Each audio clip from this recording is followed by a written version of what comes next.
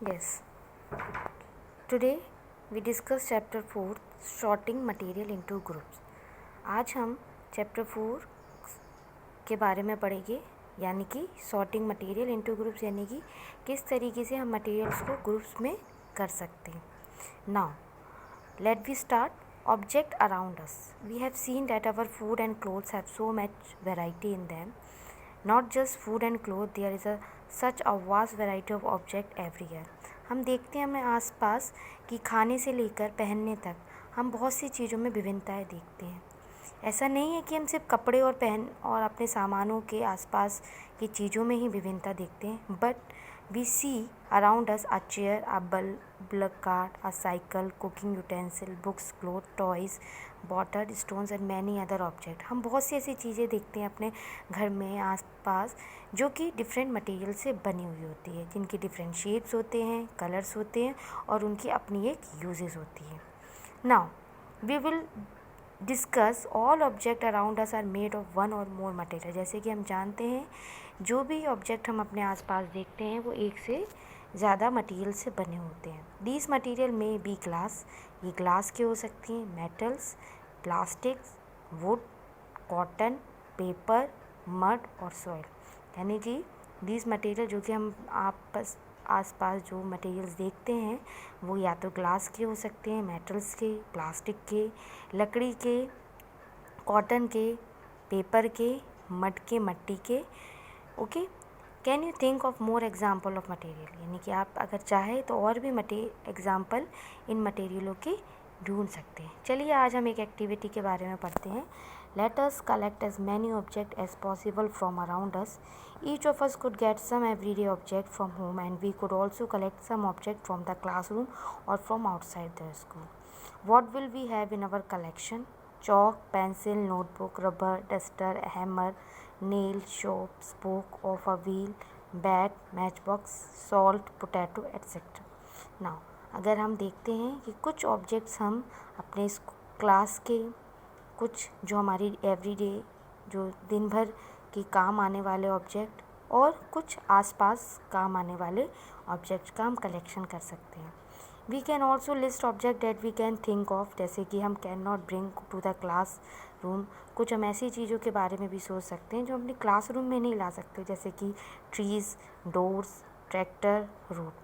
Okay. Separate all object from this collection that are made from paper or wood. अगर हम इन सब चीज़ों को साथ रखेंगे तो we can't sorting out material. हम इन चीज़ों को सॉर्टेड आउट नहीं कर पाएंगे. इसलिए हम सबसे पहले वो ग्रुप बनाएंगे जिससे वो बने हुए हैं. जो चीज़ पेपर से बनी हुई है वो हम पेपर की कैटेगरीज में रखेंगे. जो चीज़ वुड से बनी हुई है वो हम वुड्स की कैटेगरी में रखें. जो चीज़ सैंड या स्टोन से बनी हुई है उसको हम अलग कैटेगरी. ऐसे करते करते हम कैटेगराइज करते रहेंगे और हम देखेंगे कि हमने इतने सारे ऑब्जेक्ट जो कि हमने कलेक्ट किए थे सराउंडिंग से, क्लासरूम से, अपने घरों से, उसको हमने एक जगह पे प्लेस कर दिया है, जिसको अब अगर हमसे पूछा जाए कि विच मैटर या which material made of paper, we can easily identify they. यानी कि हमें उनको ढूंढने में इतनी परेशानी नहीं होगी, जैसे कि क्योंकि हमने उनको पहले से ही एक जगह में प्लेस करके रखा है. Okay. Now let us be a little more systematic. List of all object collected in table 4.1.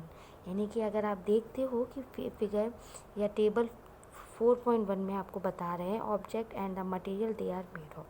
हम चीज़ों को किस तरीके से विभाजित कर सकते हैं या सॉर्टिंग कर सकते हैं. पहले हम ऑब्जेक्ट लिखते हैं कि वो ऑब्जेक्ट क्या है और फिर material they are made of और वो किस मटेरियल से बना हुआ है. जैसे कि एग्जांपल फर्स्ट दिया है प्लेट, और वो किससे बना हो सकता है, स्टील का भी हो सकती है, ग्लास की भी हो सकती है और plastic and any other. Like pen किसका हो सकता है, आप समझ सकते हो, प्लास्टिक के भी आप पेन यूज़ करते हैं, मेटल के. तो in this way we can sorting the material, या हम किसी ऑब्जेक्ट को सॉर्टिंग कर सकते हैं. Now let us do activity 2. Figure your table 4.2 some common material. You can also add more material in column first. They are known to you. Now try and think of everyday object you know. आप column first में वो object रखेंगे जो आप जानते हो, कुछ सोच के कोशिश करेंगे जो आप एवरीडे यानी कि रोज़ में यूज़ करते हो। They are made of mainly of this material list them in column 2, और उन कॉलम को आप कॉलम और उन सारे मटेरियल्स को आप कॉलम सेकंड में प्लेस करेंगे, जैसे कि would, paper, leather, plastic, cotton. Would say बनी हुई chair, table, plug, bullock cart and it's wheel. यानी कि आप देखोगे जो चीज़ आप देख पा रहे हो, जो चीज़ आपको याद आ पा रही है, जो आपकी सराउंडिंग में दिख रही है, उनको आप लिख सकते हो एज अ ऑब्जेक्ट। ना पेपर से बनी हुई चीज़ों का हम जैसे बुक्स हो गई, नोटबुक्स हो गई, न्यूज़पेपर हो गए, टॉयज़ हो गए एंड कैलेंडर। सो इस तरीके से आप चीज़ों को डिफ्रेंशिएट कर सकते हैं। What do we found from these tables? First, we grouped objects in many different ways. We then found a object around us are made of different material. पहले हमने जब चीज़ों को देखा तब हमने उनके बारे में नहीं सोचा। जब हमें पता चला कि how can we sorting out, कि हम उनको विभाजित करेंगे तो हमें उस चीज़ के बारे में ज़्यादा पता चलेगा, तो फिर हमने उनको ग्रुप में करना शुरू कर दिया, जैसे कि आप टेबल 4.2 में देख सकते हैं।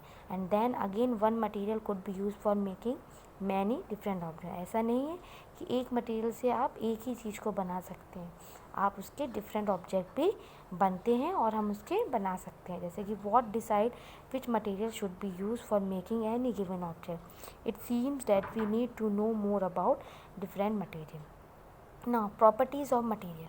आज हम जानते हैं कि प्रॉपर्टीज़ के बेसिस पे हम किस तरीके से मटेरियल का चयन करते हैं या किस तरीके से हम मटेरियल को चूज़ करते हैं। Now have you ever wonder why a tumbler is not made with a piece of cloth?